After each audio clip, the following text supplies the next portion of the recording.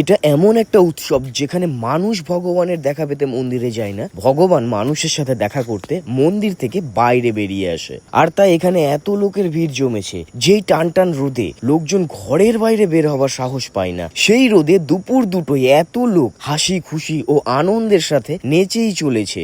আর সকলের মুখেই একটাই নাম, জয় জগন্নাথ।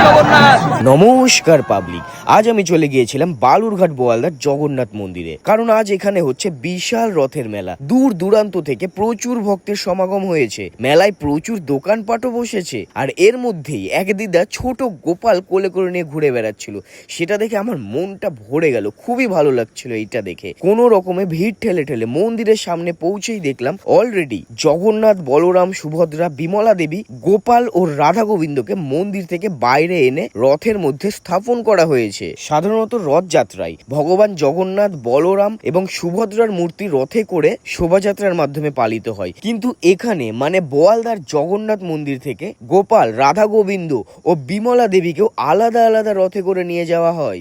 যাই হোক, এরপর এখানে বৈদিক মন্ত্র উচ্চারণের মাধ্যমে বিশেষ পুজো পাঠ চলছিল। আর এখানে উপস্থিত সকলেই অধীর অপেক্ষায় আছে, কখন পড়বে রথের দড়িতে টান, কখন গড়গড়িয়ে চলবে রথের চাকা। কিছুক্ষণের মধ্যেই জয় জগন্নাথ ধ্বনিতে জমজমাট হয়ে উঠলো এই জায়গা। এক এক করে টান পড়লো সমস্ত রথের দড়িতে, গড়গড়িয়ে চলতে শুরু করলো রথের চাকা।